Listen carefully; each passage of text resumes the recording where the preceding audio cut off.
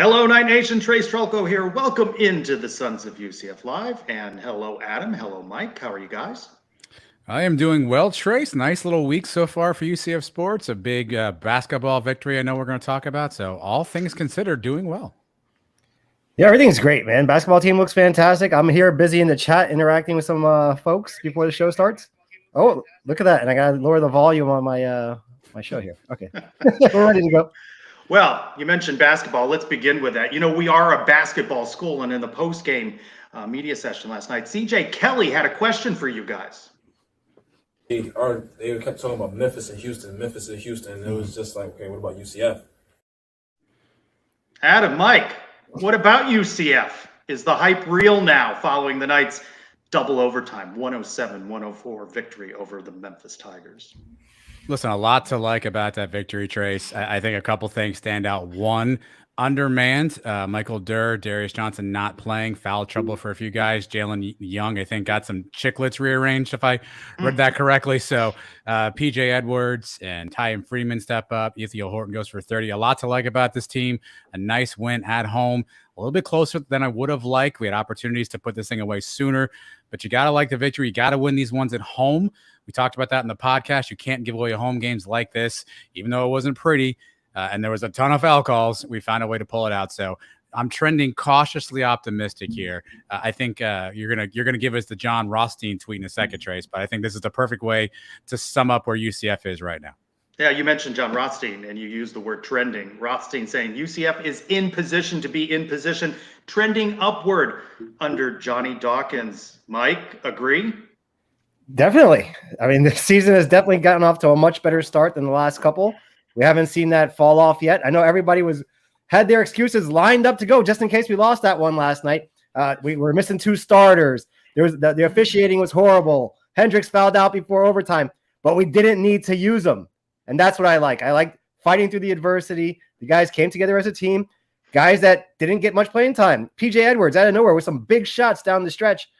Great game. It was a very entertaining basketball game. I loved it. I will say this. I was watching the game with my wife and went to second overtime, and I decided to do a room switch. And she was like, "Aren't you gonna, get to the TV?" And I was like, "No, it's fine." I said, "This is a game we usually lose, right? Because this is a game we usually lose. This is a game we get close in, and down the stretch we find a way to choke it away or something." And surprise, surprise, Ethiel Horton again, Ty Freeman, PJ Edwards pull it out. So pleasantly surprised. This is a game we normally lose. And to Mike's point, it's good to be in the win column. Maybe that foreshadows better things to come. Does she agree when you do things like this? Switch rooms, switch jerseys, switch hats? Does she get it? I'm not sure she notices, honestly. I don't even know if she notices. I mean, yeah. Gotcha. Well, just ahead, we will hear from head coach Johnny Dawkins. We'll talk with our insider, Leo Rodriguez, who's been covering the Knights this season for us. So more basketball just ahead. I want to give you guys a big compliment. Of course, I never miss an episode of the podcast. And when I saw that you booked kicker Daniel Obarsky, I wondered how you guys were going to handle some of the difficult questions. And you've had great interviews through the years. I think this was your best work. I think Daniel made for the perfect guest. All right. We'll see you guys later. We're done. We finally did it. No, I thought you handled the questions with respect, and he didn't duck any of them, and he was very candid with you. So what I will say about that game was a huge turning point in my career, right? I felt great, was doing good in the warm-ups at halftime, felt good, was like, I'm going to go nail this kick, right? I was kicking in the net on the sideline, just mentally, you got this. And going out there, it's just, there's nothing like it. You can prepare all you want for it, but when you go out there and everybody's looking at you and you know what's at stake, it's truly something I'll probably never experience again. It was just a wild feeling. And a lot more observations like that. I couldn't help but thinking as I was driving and listening, Adam, your big takeaway. There's a lot of fans in Night Nation that maybe should have said nicer things about Daniel Obarsky through the years than they perhaps have. Yeah, I mean, present company included, right? We all had our fun at times with certain things that he did. And I told him off the air, we probably talked to him another 15, 20 minutes that we didn't record. And he was telling us more about the DMs and showing us a little bit more about what he was going through. And I felt like an absolute heel that, we were two people, Mike and I specifically, who each week had fun at his expense on the show. And, you feel bad when you hear some of that stuff, what the kid's going through, particularly the Memphis game. And he can pinpoint the moment in time, essentially his college career, for all intents and purposes, short-circuited, and to still have some measure of perspective about that, to still take the high road about a lot of things, even though he could absolutely be bitter. He told Mike and I, he's like, hey, I got the DMs right here. I can out people right now if I want to, and he had no interest in doing that. I found it really cool that he's found a place of peace, and he's found a place where he feels comfortable and he's able to talk through it. Now, I think what I will say on his behalf is, that was a nice package in a 10-minute interview. I imagine a lot more work went in behind the scenes to get him to this place. But despite the fact that sometimes results weren't there, and he was the first one to admit it, I think he'll always have a once a night, always a night place for me. So I'm glad he was able to talk and share. I'm glad we were able to get him on the show, and couldn't be more impressed with the kid. Even off air, we've DM'd a few times since then. Just a really impressive kid. Yeah, I think we often treat these kids like professionals when really they're not. They're 18, 19, 20-year-old kids. And to deal with all this stuff and the backlash from negative plays, from fans, drunks. I mean, he told us afterwards, some people would text him the day after they texted him and say, I'm sorry I said that. I was drunk. Things like that. Just, I can't imagine going through if I'm 19, 20 years old and then walking around campus, having people look at you and make remarks that, hey, how'd you miss that? This and that. So he handled it with grace. He wasn't the greatest kicker that we've ever had. Let's be honest. I mean, I made fun of him plenty of times for his kicks out of bounds, but he definitely owns up to it, and he faced all the questions, and it was a great time talking to him. I messaged him as well to say that he did a great job with you, and he messaged me back this. Thanks for all you do as well. You truly help make UCF football a great place to be. And I thought, well, the guy's really showed a great deal of grace.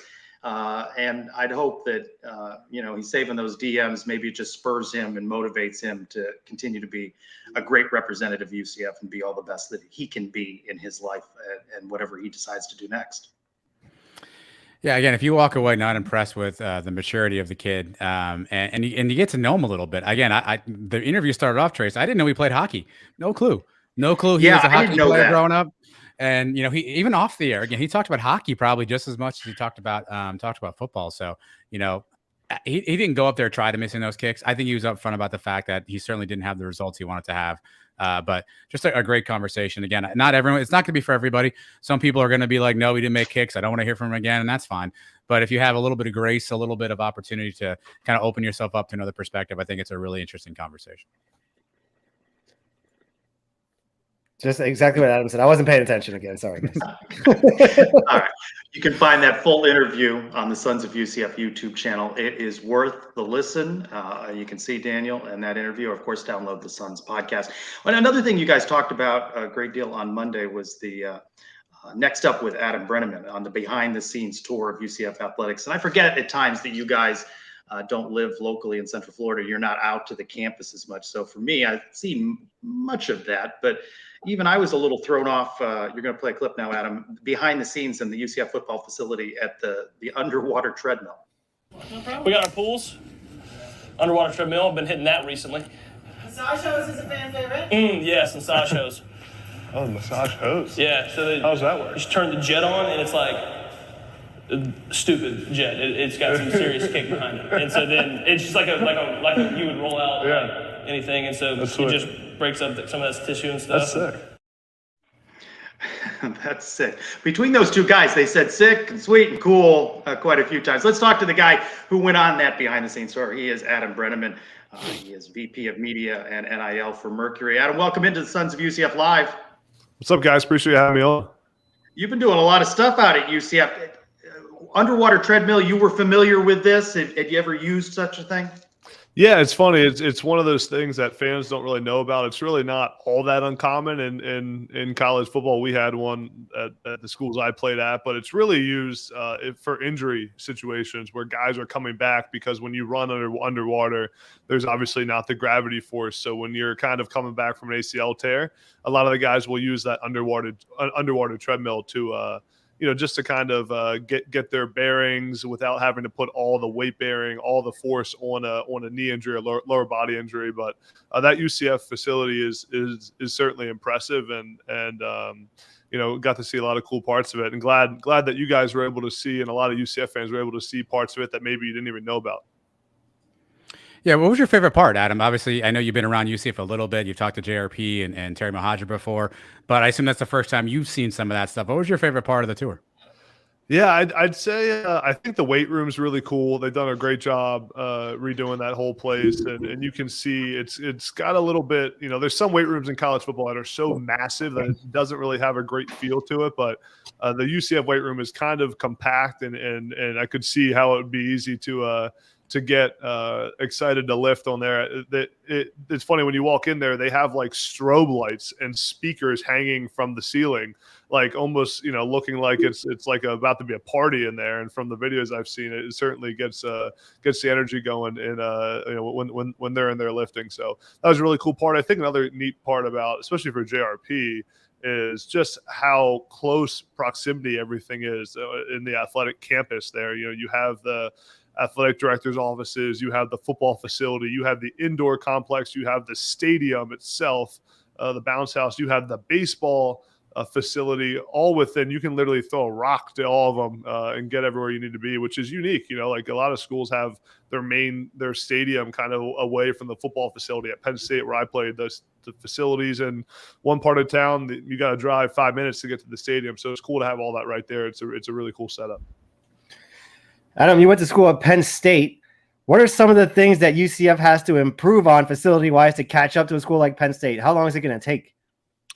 I mean, the facility arms race is just constantly going, right? You got schools, that are every 2 years they're upping their facilities and redeveloping part of it and doing renovation plans for other parts. So I think it's just being able to keep up with the arms race. And I talked to Terry about it a little bit when I did the podcast with him. And I think clearly UCF has shown that they're committed to investing at the highest level and investing in the level it takes to be a Power 5 football program. And I think that their football facility, while it's really, really nice and it's high level, it can always be better. There's parts of it that are older, a lot like a lot of schools. There's parts that are really new and nice. And I know that, there's talks that JRP was telling me about talks about renovating a lot of it and kind of some new plans in the work that Coach Malzahn's been working on since he's been there. So I'm excited to see it. And I know one thing just from being around that athletic department, being around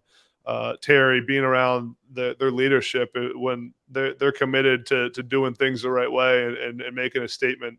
So I'm sure that whenever they do redo that facility, it's going to be one of the best in the country.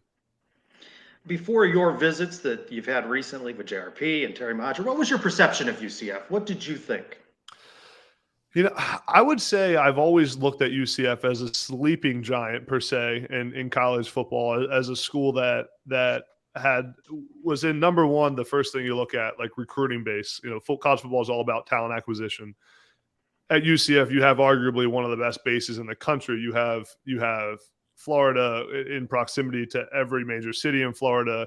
You have every SEC, state. You can easily get to a lot of places in the country. So you have that ability to fly around, bring kids in on recruiting. It's not like some schools where, to get to Notre Dame is not very easy. You gotta fly in, drive 3 hours. It's a mess. So you have that, which is exciting. You have an administration that's bought into wanting to win at the highest level and being innovative and doing the things they have to do. So I've always viewed them as kind of a sleeping giant, but my perception has shifted to almost, I don't even view them as sleeping anymore, right? They're going to the Big 12.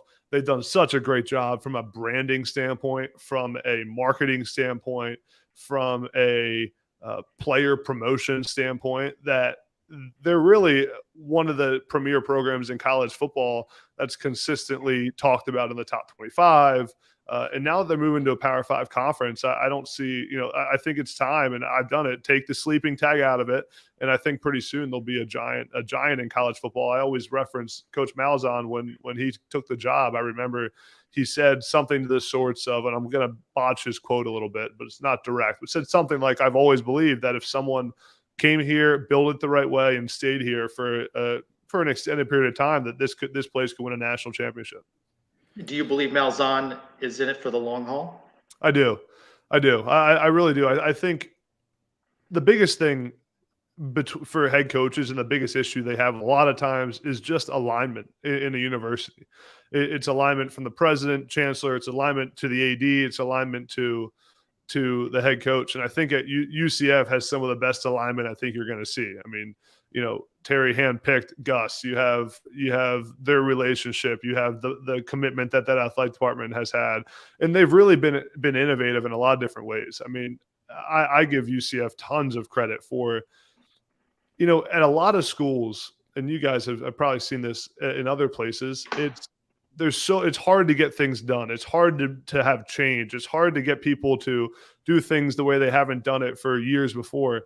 UCF doesn't have that issue. When there's a new way to do something, when they can be innovative, when there's a new trend out there. I mean, you talk about the QR codes on the back of the spring. I mean, that was innovative when that happened. I remember like that was shocking to people. You're not going to have any of that challenge at UCF because of how great the athletic administration is and how great they've set that up and the commitment they've shown to the future. So I think Gus Malzahn, if I'm him right now, and I'm sure this is the way he feels, is that he has everything he needs to be successful. He's gonna get support from the administration. They're gonna do what he needs to do. When he goes and tells the administration, we need this budget for a coaching staff, we need to keep our OC, we need to, and we're struggling in NIL. That's not going to be an issue where he's going to have alignment from the administration. And if you have alignment and you're in a place that you can recruit to, which UCF has, and which you have in the state of Florida, and you have commitment, there's no reason you can't be successful in college football, especially now that you're going to a Power 5 conference. Adam, my favorite part of the show is when people get to do my job for me. So we got a question here from Jan on the screen. Obviously, you're a part of Mercury. Can you talk more about how you became involved with UCF and how this is connected to Charge on XYZ?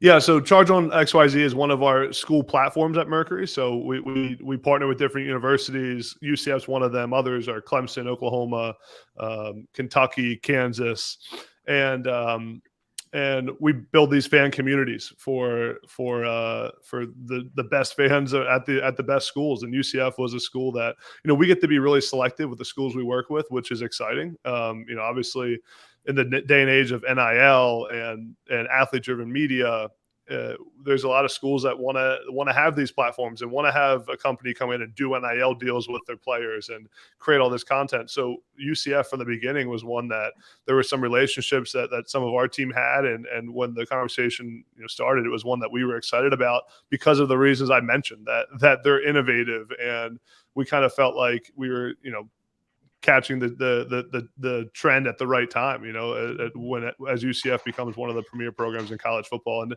it's really, guys, it's been one of the most surprising things to me as someone who's not from Florida, who hasn't been super familiar with the program, is that out of, UCF and our Charge On platform and the fans around UCF are really some of the most active, enthusiastic that we have. I mean, it's incredible, again, like what we talked about earlier, sometimes UCF gets the tag of like a sleeping giant, not a Power 5 school until now.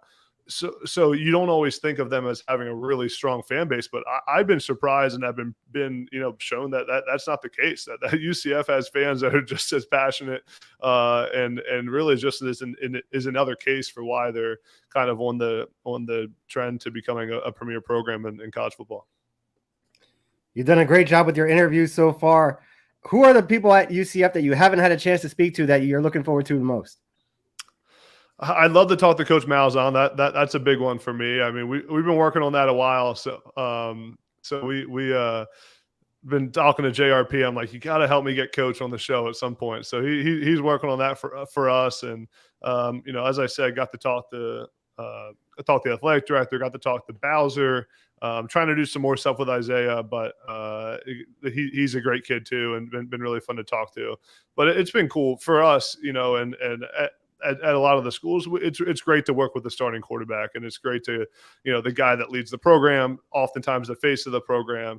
And John Rice is just as good as they come from a leadership standpoint, from a great communicator. You can see just being around him, you can tell a lot about a guy by how his teammates react when he's around, and I got to follow JRP, as you guys saw, around the entire facility. And there were some parts of that we even cut out. But I got to see how the guys respond to JRP. And when he walks in the room, man, everyone lights up. Players come up and want to say hi to him and want to give him a hug. I mean, to see the respect he has from his teammates is really cool. And he's obviously a really good leader, and excited to see him, have a year as a Power 5 quarterback here next year. Adam, Mike has had opportunity to go one-on-one with Coach Malzahn and may be able to share some things not to ask that might upset Coach Malzahn. I'd love to hear it. Don't ask him about cryptocurrency or anything like that. He's not going to give you anything there. Part of your title, in addition to being Vice President of Media, is NIL. What do you make of this changing landscape? It seems to move in a different direction every day. It certainly does. It's been described by a lot of people as kind of the wild, wild west, and I think rightfully so, right? But anytime you have something that's so new and that changes so much in any part of business or sports, there's always kind of chaos associated with it. So, not shocked that NIL has been chaotic for a lot of people. I think the reality is NIL at its core is a really big positive for college sports. I mean, I remember being in freaking college and writing papers about why players should be able to make money on brand deals and marketing deals. And now that it's here is a really good thing for sports. It's a great thing for college football. It's great for the players who have been sacrificing a lot and putting their bodies on the line. I've always said that if college football and college athletics in general is a business for the coaches, if it's a business for the administrators, if it's a business for the media and the media rights, if it's a business for all the towns in the community, then it's also a business for the players. And I think it's great that we got to that point. The issue with it, and what we've seen is, the factor that college sports has that pro sports don't have is recruiting. And athletes being able to choose where they go to school. So when you tie in NIL along with recruiting, along with the transfer portal, there's naturally some bad actors in there where you try to use NIL to get guys to transfer school, which is not what NIL was intended to be. But for the vast majority and the most part, I think NIL has been a really big positive for the sport. And as we get into year 2 of NIL, and as we figure things out, and as possibly some federal legislation comes into play, I think the bad actors and kind of what it was, the negatives of it, will start to go away, and we'll see more and more positive stories. But it's been a huge positive for the sport of college football, for every part of college athletics. I really think the positives outweigh the negatives. You've mentioned a few times, Adam, obviously UCF going to the Big 12 next year. You played college football, so you know the sport really well. What do you think UCF has to do to be able to compete in year 1 of the Big 12, right? It's a really tough transition to go from one league to the next. What do you expect, or what do you think UCF has to do if they want to be competitive on the field? It is a really tough transition. I will say that with the structure of college football now, it's easier than ever, though, with the transfer portal, where you can turn over your roster pretty quickly. Not even turn over, but you can add to your roster really quickly. The biggest challenge always from the transition, whether we've seen it from the FCS to FBS transition, we've seen it from the American to the Big 12 to a Power 5. It's always the offensive and defensive lines. Games are won up front. Can you get the size, the strength, and more than anything else, it's really the athleticism of the offensive linemen. Can you get top tier offensive and defensive linemen that can withstand in a Power 5 conference? Because at the end of the day, UCF will always be able to get skill players. You're going to get quarterbacks. People want to play in warm weather. That's just the truth. As a skill guy, quarterbacks want to play in warm weather. You got a great recruiting base for skill guys. Can you get the offensive and defensive linemen you need to win in the Big 12? And I think, again, college football. It's all about talent acquisition. I think Coach Malzahn has proven throughout his career to be a really elite recruiter, and I would have no doubt that he's got a plan in place to put the pieces together on that front on offense and defense to be a really good team in the Big 12. And anytime you return your quarterback, you have a shot. I mean, anytime you have a quarterback that's played at a high level in their career, and I know this past season there were some ups and downs, but anytime you return a guy that can make the plays that JRP can at quarterback, you got a chance to be really, really good. You were a freshman in 2013 at Penn State when UCF went up to Happy Valley and beat you guys. What do you remember about that day? Great question. Long pause. Yeah, great question. That was my first catch of my career was against UCF. It was, as you mentioned, at Penn State. I remember it was like a 4th down and 2. We went for it like first drive of the game, and I was at tight end, and I ran a little flat route and called it for like 2.5 yards for the first down. So that was my first ever catch in my college career as a true freshman. But to be honest, I don't remember much about that game. If you would have asked me who won that game, I don't know if I would have remembered who won. But that was a long time ago, man. I'm aging myself a little bit, but yeah, it's funny. I actually kind of forgot I even played UCF until you just mentioned that. So, it's all the games, and especially when you end up transferring, like blur together. So it was good, but no, I have a lot of fond memories from the time at Penn State, and it's funny to see how much the UCF program's grown from even that day, that game to now. Mike is here to remind you of final scores. I appreciate that. 4 catches for 22 yards that day. Was that what it was? Yeah. 4, man. That's not a very good yards per catch average, man. 4 for 22. There weren't many broken tackles. If they were all for first downs, then that's pretty decent. Yeah, and then the next year was the next year the Ireland game? Yeah. Was that UCF, Penn State, and Ireland? It was James Franklin's first game, and Sam Ficken hit the field goal to walk off, right? Yeah, that was it. We don't talk about that one as much. Yeah, that one. I didn't we bring don't that one talk up, about guys. I'm sorry. Let's put a wrap on the college football year. What were some of your favorite storylines from this just concluded season? Man, so I mean, the best storylines, I think, although the national championship didn't go well, I think TCU is probably the story of the year, and Sonny Dykes in year 1, just what he's done in that program was really remarkable. And the surgence of Max Duggan and kind of his story of overcoming adversity and having heart surgery is just really cool. I think Stetson Bennett's a great story. It was cool to see him have the level of success, be a Heisman finalist, all that was fun to see. And I mean, again, we just talked about as a guy who played at Penn State, one of the cool storylines for me was Penn State, finishing in the top 7, I think it was at the end of the year, winning the Rose Bowl. Coach Franklin's, one of only 3 head coaches who's won the Rose Bowl, Fiesta Bowl, and Cotton Bowl as a head coach. So those are some of the storylines for me. And then I also broadcast games on TV, so got to see a lot of games around like the MAC, the American Conference, and was cool to see, Buffalo have a good season in the MAC and kind of turn things around with Maurice Linguist, their head coach. So the thing with college football, there's so many different teams that you could name about 50 storylines here about college football. But it was a fun season, and I'm telling you, I left UCF, and after spending an hour plus with JRP, extremely excited about the 2023 football season for UCF, and excited to see the bounce house and see it rocking when it's a Power 5 stadium now. Got to get you in for a game. Oh, I'm trying. I told JRP, the little cabanas right in the end zone? Yeah. Sure. I told him, if you get me a cabana, man, I'm there. I'm coming. I want to be in the end zone with a cabana, feet up, watching the game. Well, you mentioned the JRP interview, Adam, and the very last part of the interview really has stuck with me. You asked a very sincere question of JRP, give me a good spot to go have dinner. And he hits you with a PDQ and then a Chick-fil-A. So where did you please tell me you didn't have dinner there, A, by the way, but B, where did you have dinner that night? I think we went to a hibachi spot, and I don't even know what it's called, but I took our video crew, the guys that were shooting the tour. I took them out to dinner at some hibachi place. I'm telling you guys, I might have had like 4 plates of food. I was like starving.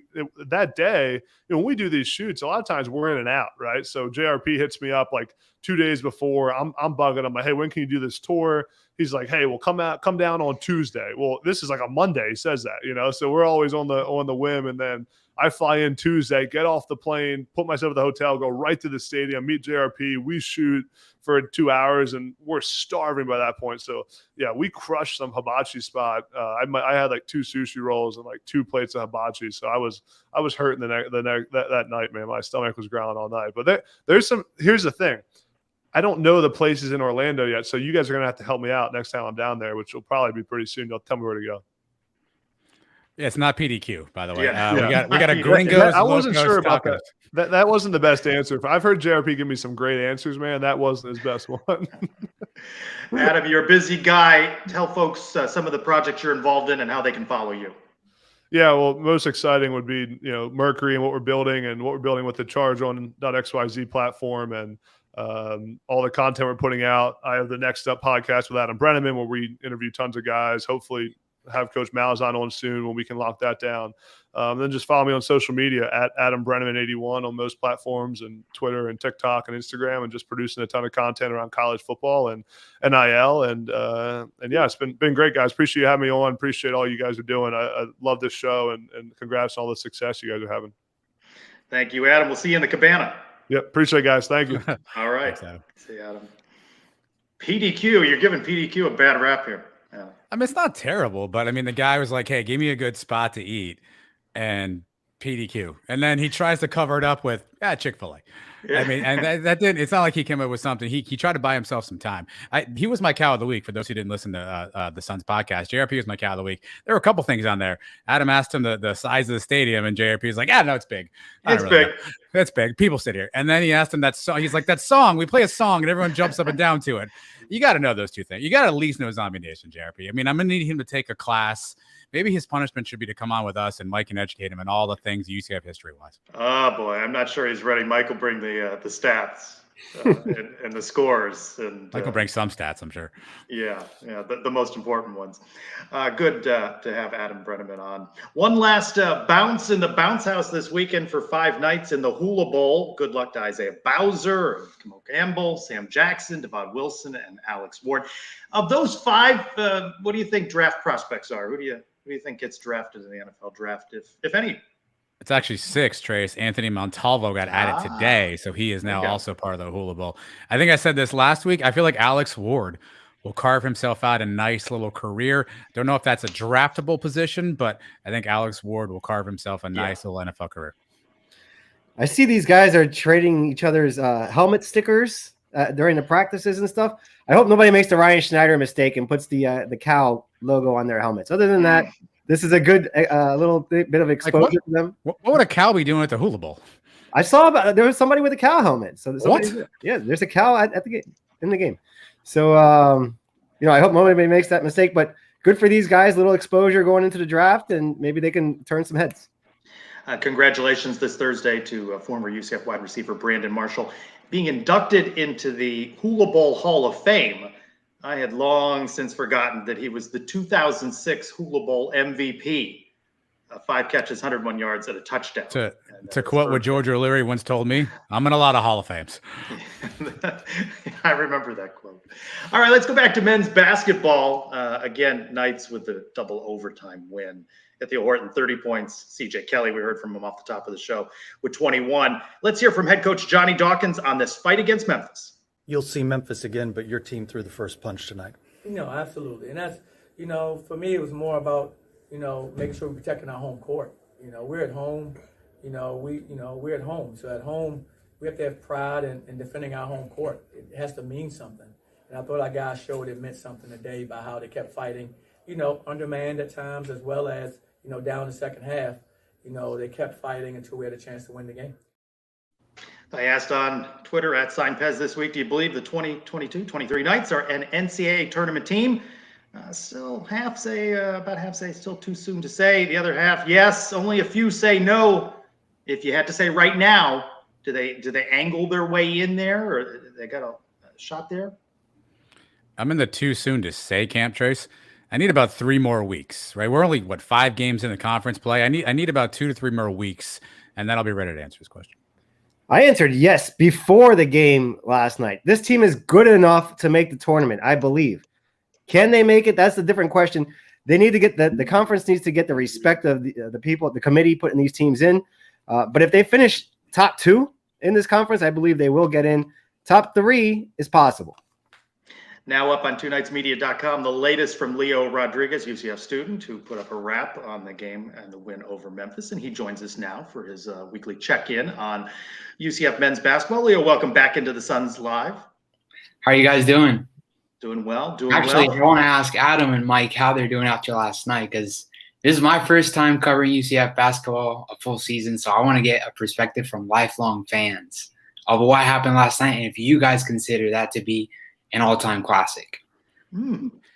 Yeah, I'll go all-time classic. I mean, give me top. It's in the Mount Rushmore. I'd have to think about the top 4. It's in the Mount Rushmore for me, though. I think it's maybe a little prisoner of the moment. But I was saying before you got on, Leo, this was a game we usually lose, right? We find a way to dribble the ball off our foot. We find a way to airball 3 at the buzzer. We find a way to give up a ridiculous and 1 in the paint. And those things actually happened, but we still overcame them. And that's the unique part about this team. So I am definitely excited. Probably in my Mount Rushmore of games. I'm going to need to get back to you on that, though. Yeah, I'd put it probably top 5 regular season games. You're talking about beating the Gators in the first ever game in that arena downtown in Orlando. This one, the time we stormed the court against Cincinnati a couple of years ago. How about beating Houston on the road when they had college game day there? A few big ones in the last few years, but this one was excitement-wise, it was as good as any. The only numbers that mattered, of course, were the Knights were the 107 points over the 104, but they got killed in the paint. Leo, you asked Coach Dawkins in the postgame about that. Were you satisfied with his answer to your question? I think he tiptoed around the question, but I think he has a lot of confidence in his team. I think he has a lot of confidence in Scylla and Toon, even though, Toon struggled a little bit here and there, but he has a lot of confidence in his backups, and we're gonna suffer a lot with Michael Durr's absence, and it's a little concerning to me. But I see that we do actually have depth, and that's the important part about the team is the depth that we have, and it's real. It's not, him just saying, "Oh, we have depth," because he has to say it. They're all talented. They all have talent. It's about bringing out the best in each guy. Of course, Michael Durr having hand surgery today. Coach Dawkins hoping that he'll have him back before the end of the regular season. Leo, what do we know about Darius Johnson's injury? Any update on timeline and when we might see him back on the court? Yeah, so Darius Johnson actually, he has obviously a foot injury, and it's very precautionary. They don't have him. They expect him back this season. So whether it's Coach Dawkins wanting to have him back for that Houston game because he knows that we have the talent to beat teams like Tulane, even though, they're a good team. And, and even Memphis last night, they're a good team, but he has a lot of confidence in Jalen Young to stick around. And he really wants Darius to be back for that Houston game. So I do aim myself, because I have no concrete word that, Darius Johnson's coming back soon or how soon he's going to come back.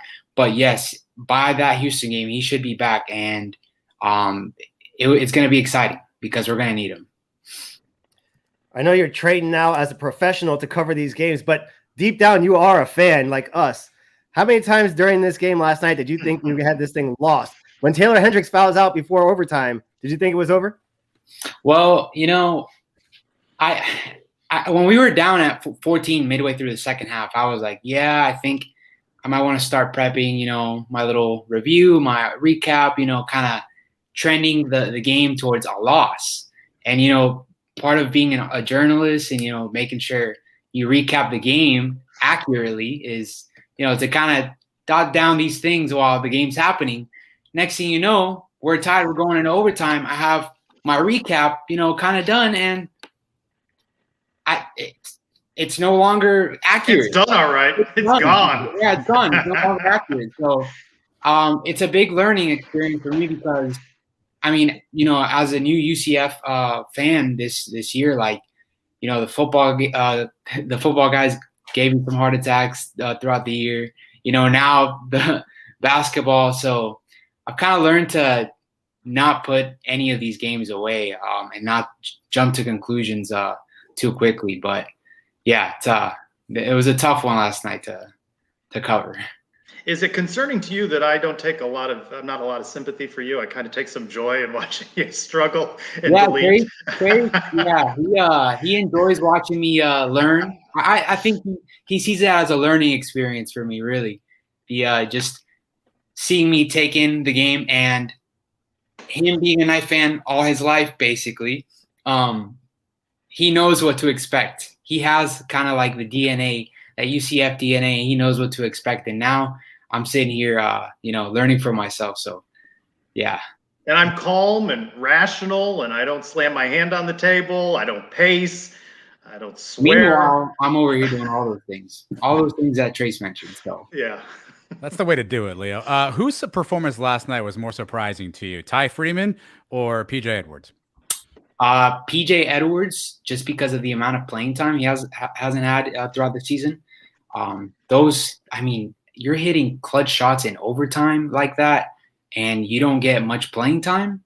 Like, you got to give it to the kid. And coach actually in the post-game conference yesterday, he said it. He's like, hey, PJ Edwards is very professional. He comes in to practice, takes care of business, and he's always prepared. I think his preparedness and last night it came to fruition for him, and he got the playing time and he came up big. And I think he's going to have to come up big in the upcoming games because, who knows when Darius is going to come back, especially these next 2 road games we have. All right, Leo, forget about this stuff. Let's get to important things. The New York Football Giants in the playoffs Sunday afternoon at Minnesota. How are you feeling about this game? The Giants getting healthy at the right time, playing their best football down the stretch. Give me a score prediction for Sunday. I think it's going to be rather low scoring. I don't think either team's going to get to 30 points. So it'll be in the 20s, upper teens. I'm going to go with the Giants 21-16. And I know I'm going to say I'm saying that with I'm biased about that, but I strongly believe in my team. I do. I think that we're all healthy. We're healthy at the right time. The injury report came out earlier this week. Nobody's going to be on the injury report. All the starters are going to be out there. I like our chances, especially from what I saw in week 13, if I'm not mistaken, against Minnesota at Minnesota. So I think this is our revenge game. Oh, yeah, I believe it too. The defensive line is healthy. They're going to get after Kirk Cousins. He's going to fold under pressure in the fourth quarter. Yeah, and a one-score game. And he's not playing at 1 p.m. So that's right. Yeah, all things are lined up. I'm booking my tickets for the Super Bowl in a couple weeks. Catch Leo and Mike on Giants podcast on twonightsmedia.com. Sons of Eli coming soon.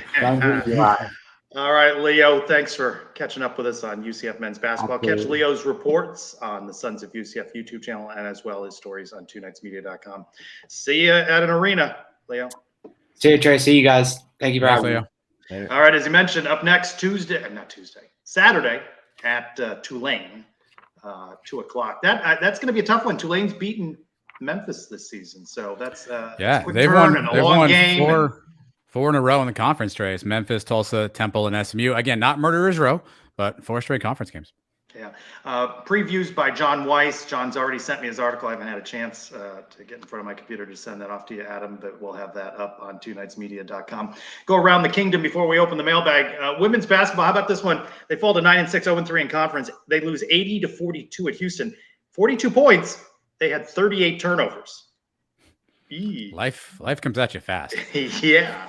They are back home with Wichita State Sunday and Tulane Tuesday. Good luck to cheerleading and dance.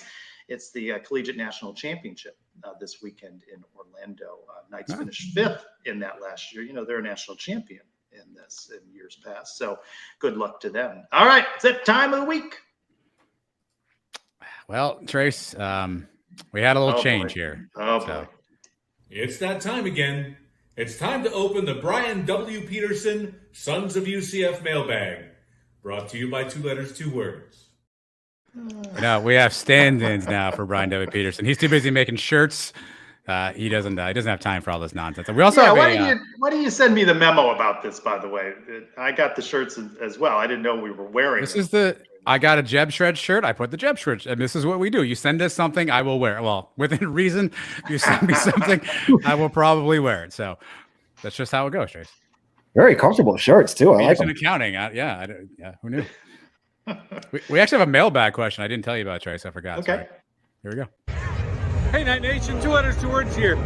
I'm here at the National Division I College Football Championship, and I have a question. If you could choose to have UCF be a perennial middle-of-the-road team in FBS or be the king of the mountain in FCS, I want to know which would you choose. By the way, I'm standing here with the ultimate college football road warrior, Ben Chase. What's up, guys? Charge on. Go Knights. Remotes, cameos. You didn't do a lot of walking, but that's fine. No, I'd rather be in the Big 12 than in whatever he was talking about. Yeah, give me the big boys. He's asking if we'd rather be what we've been basically for the last 30 years or North Dakota State, right? So I'll take UCF. Yeah, I take UCF. Our buddy JP Gilbert takes some time. Is he off? He's off the shadow ban, Trace? He's back into the mailbag? Well, it depends on what he asks. This one's marginally better. Okay. Why did Gus hire a clipboard holding merchant who didn't call plays last year as OC? I guess he does not accept Coach Malzahn's explanation of the presser last week. I mean, we got to hire How do you somebody. answer this? We got to hire somebody. I feel like, black and gold, lenses through this one. Maybe he knows some offense. Again, it's not sexy on paper. I say we give it some time, though. You never know. Mike, at Ethan of 126, who hurt JP Gilbert? I think maybe this is going back years. Maybe Frost leaving the way he did has hurt him and turned him into the villain that he is today. And that's why he goes after everybody. He goes after Mohajir. He goes after Malzahn. Did he go after Heupel? Probably. I think he goes after basically everybody since Frost left. Who's the bigger Twitter villain in the Sons of UCF world? Is it JP or you? Me. I don't say much. I definitely don't say as much. All the fans idiots or morons. Morons. I said most. I didn't say all. Most. Most. At Emptiness 4, how about some offensive plays using 3 quarterbacks at once? Timmy, Tommy, JRP. How would you drop those plays? I'm sure there'll be some sort of reverse, backwards, pass, lateral, and all of a sudden we're playing pitchy woo across the field. Andy at UCFXOS says, Google the A11 offense, I guess, if you want to see how that comes into play. At M_M in UCF. Under Hinshaw, will a tight end get more than 0.4 targets per game? How much do you need him to block? I'm going to go yes. I mean, why not? I mean, I'll hit a yes on this one. I think Alec Holler obviously is coming back. Yeah, give me a yes on this one. All I need is 0.6 and I win, so I'm good. If they're good enough, then Hinshaw will find a way to get to the ball. That's going to be the key. He's got to find the strengths of the offense and work around that. All right, Christian Simmons at by C.A. Simmons, you're now the hypothetical. You're a magician. You get to magically place one former UCF player on the 2023 roster in their prime. Can't choose a quarterback. Who do you go with and why? This is a great question by Christian because this actually made me think for a little bit. I'm going to go with Terrence Plummer. Good, strong middle linebacker, somebody to quarterback the defense. Shaquem Griffin was a close second, but give me someone good, strong in the middle there to quarterback my defense. I'm going to go TP. I also went defense, but I'm going with who I think probably is the best defensive player I've seen at UCF, Bruce Miller. 2 years in a row, defensive player of the year. Gets pressure on the quarterback, something we haven't done the last few years. Get in the backfield, that helps the secondary, that helps everybody. I was going to go with Shaquem, but I'm going to call an audible. Bring me back Kevin Smith. Run the ball this coming season 40 times a game. Don't need to pass much. You need to line. We need someone to block for him, though, yeah. I know. At Becca Varnador, I think this is a new person in the Welcome, mailbag. Becca. Is the portal like the game musical chairs? Do you have to land at your school by the time the music stops? And when does the music stop? It's beginning to sound like the theme song to the Twilight Zone. Doesn't sound like a big fan of the portal. I read someplace, and I forget who said this, so I apologize if it was somebody on here. If you're a starter or a rotation player on a D1 football program with a scholarship, if you enter the portal and don't have a location that you know you can go to, you're a damn fool. Because I think you're seeing a lot of kids who are in the portal taking their opportunities, and those dry up quickly. So unless you know you have a spot, you know someplace you can go, I think the portal is going to end up being a lonely, lonely place for people. The music never stops, Becca. So just get ready. All off season, these kids are going to be coming and going. They may be on the team one week. They might not be here the next week. Don't get attached to anybody. And S. Morrow asking if we'd seen any experts' grades of the Knights 2023 transfers in and out. I have not seen that, but I also have not admittedly done much research on this topic. Have you seen any grades of what UCF has done so far?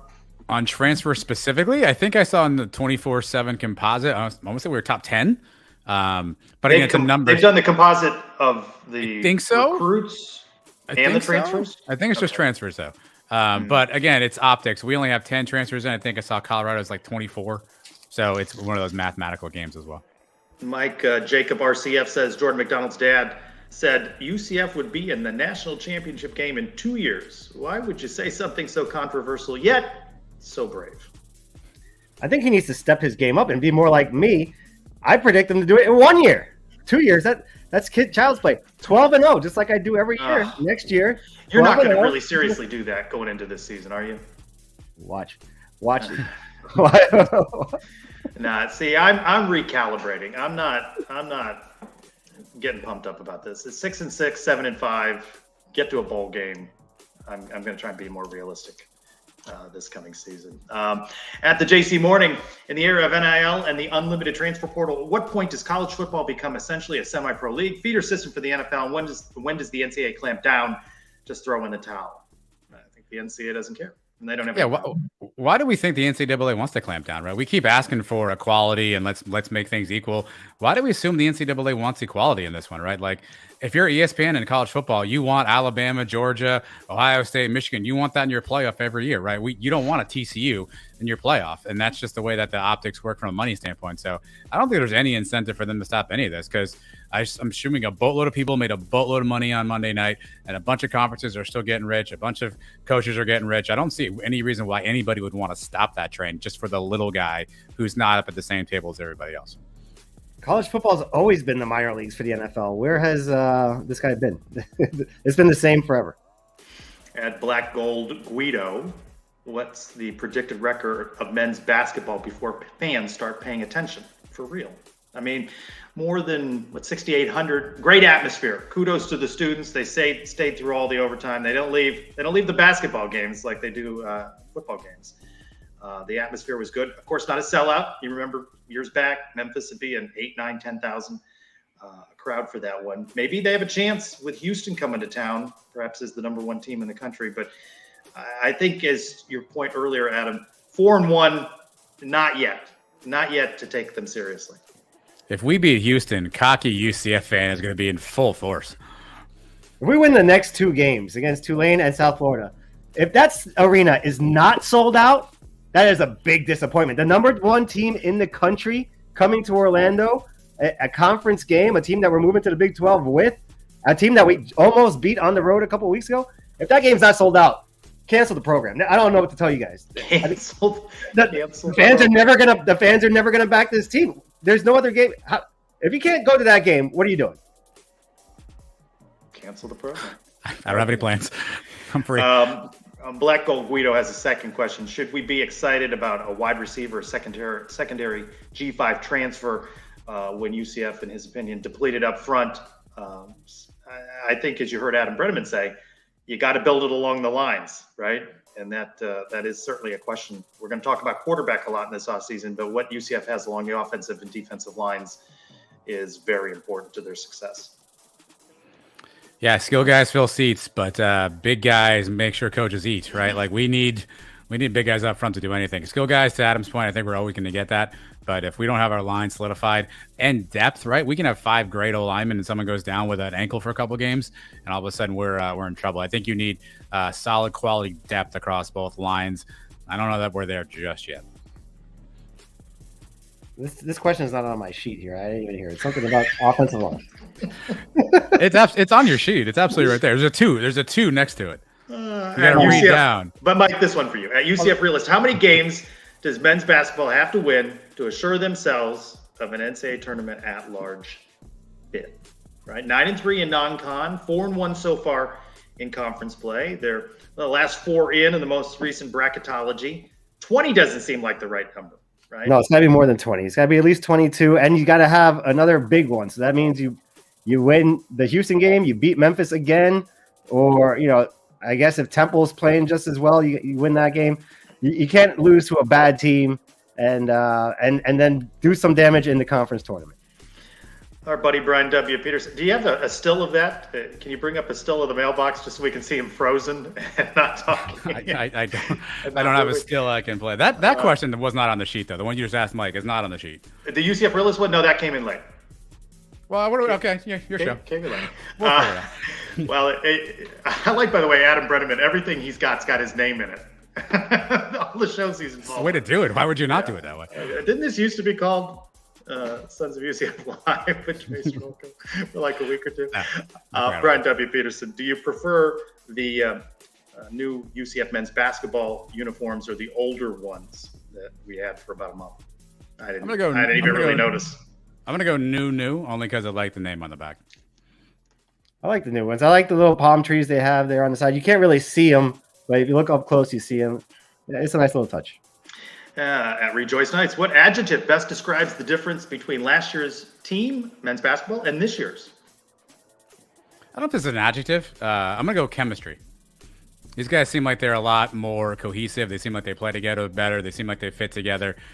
Even last night in the bench, you saw guys just jumping up and down for PJ Edwards. So I'm going to go chemistry, I think, is the biggest difference between this year and last year. By the way, who you see jumping up and down? You see Darius and CJ Walker. And every time I see him jumping up and down, I go, you can jumping up and down, get on the court. Wow, Trey's calling him out. Headline, I'm in the tunnel. And CJ and CJ, where are you? I'm in the tunnel and CJ Walker's jumping up and down. I'm like, dude, how hurt are you? But I didn't ask. Why not? What's your adjective, Mike? Last year's team, inconsistent. This year's team, diverse. They're doing it in different ways with different guys every night. Last night it was Horton. Some nights it's Hendricks. Sometimes it's Kelly. I mean, every night there's a different hero, and that's what makes a good team. You guys pick each other up. When one guy's not having a great game, the other guys do it. And they're doing it. They can rebound. They can score. High-scoring games, defense. They do it everything. I saw Dolly's comment saying that Johnny has really put together a good transfer portal in this group. These guys have come in and contributed. So I think I said this on the pod. I don't know where I said this anymore, but this is a great example of sometimes it's not the names, it's not the names, it's the fit, right? These are names that we all made fun of. What's a CJ Kelly? We couldn't pronounce Ithiel Horton's first name. Brandon Suggs, he went to ECU. Like, we were all like, who are these people? Michael Durr was a cow. Like, we didn't want any of these people. And all of a sudden, here we are with a really great team. So I think sometimes the name isn't as important as the fit. I'll give Johnny credit. He found a way to make these pieces fit together. He found people who fit well together and a team that fits well together. So sometimes the fit better than the name. At Golden Knight _2, a great question. What was the UCF game or event you attended or watched that cemented your passion for UCF sports? You know, I started thinking about this question and I kind of laughed because I don't think I'd thought about it in this way. During high school, I came over and saw UCF play in the Citrus Bowl and just loved the idea of watching college football. And I think about that now because I sort of mocked at times that enrollment goes up, interest in applications goes up. I think TCUs are up, 31% now because of this run they've had this year.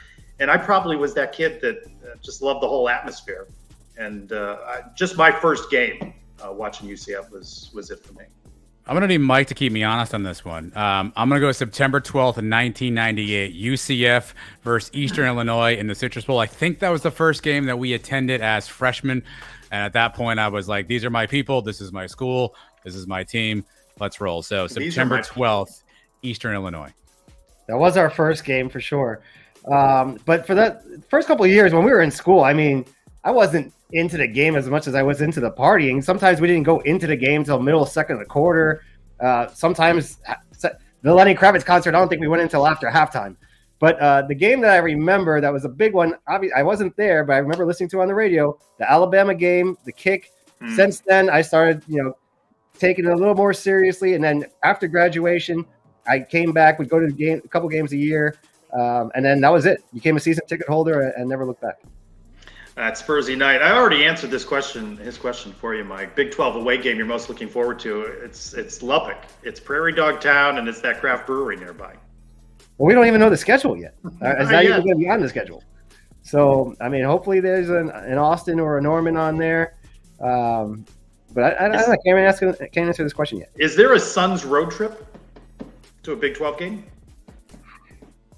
Never say never. How's that? Unlikely? That the three of us are going to all be at. Highly unlikely, but never say never. What? Because here's the thing. You and I are not getting Mike to Manhattan, Kansas. That's just not going to happen. So he was just in Manhattan. We're gonna need Austin or Norman, and even Norman probably shouldn't count. So we're gonna need Austin, I think, before we get Mike anywhere near an airplane. What if we turn it over to a vote of the fans that they pick the road game we go to? Are they paying for the trip? No. Mike is such a good listener. I think if you can convince him that you can find a good party spot, he might be in. So Mike needs two things. He's going to need white glove service, right? So some form of a 10 situation. He's not lifting a finger. Someone's like cracking his beers for him. He's also going to need a good party scene. So if anyone can put all that together, I think you've got a good chance of UCF. TCU near Dallas. Possible. Okay, it's got to be near a big city. I'm not flying 6 hours and then driving another 3. Okay, so TCU is a possibility. That'd be a good one. Austin, I think, is possible, but I'm not going to freaking Waco.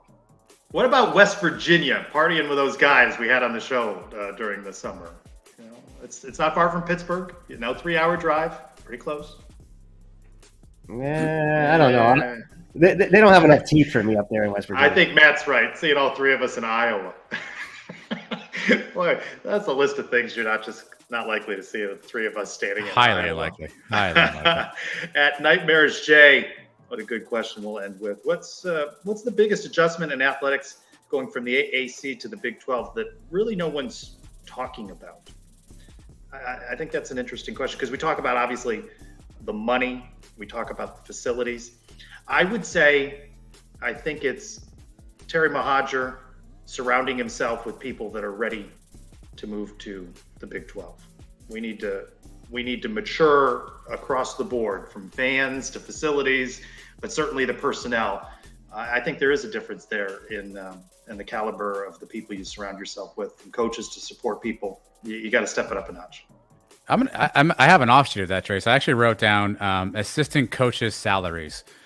Because I think we're going to be some of the lowest assistant coaches' salaries probably across all sports throughout the entire conference, right? If we want to build and continue to develop our players, obviously coaches are going to be a paramount part. I think I saw Oklahoma State's assistant budget is like $8 million or something for football.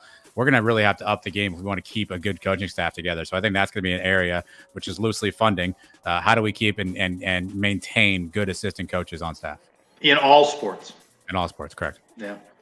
I think it's kind of what we were just talking about, the travel. There's got a lot more travel involved. Going all the way out to Provo to Utah, then the next week going back up to Iowa, and the next week going over to West Virginia. These are not easy trips, and we're not going into big cities. It's not like you can catch a direct flight into New Orleans or Cincinnati or places like that. You're going to have to do a lot more traveling now. I think you can get a flight into Des Moines without issue. I don't think that's a 2-stop deal. Any day, you can, like any day of the week, yeah. Yeah, and they're not cheap, though. I mean, how much are those flights? And I got to pay for 4 people half the time. Well, the odds of the 3 of us and the 3 members of your family all being in Iowa seem very I love that. slim. I love that Mike just assumes you and I know airfare rates at any current moment for all major Midwest cities. I love that. I was looking up Southwest, at least, is opening up into August if the schedule ever comes out. I know some fans will be booking as soon as it does. So, all right. It was good to have Adam Brennaman on. Good to be joined again by Leo. Fun show, guys. Appreciate all of your questions and comments during the show. By the way, Robert, I don't think Adam spun the globe, so that's $100 out the window, lost to charity. All right, guys. Great job again with the Daniel Obarsky interview. Be sure to listen on the Suns Pod or follow along with Suns YouTube channel for all the great content. Appreciate it, guys. For Adam and Mike, I'm Trace Relko. Go Knights! Charge on, Trace. You know what? I have the exact same player I had last week. Look at that. My name is Destiny Thomas, and thanks for watching the Sons of UCF.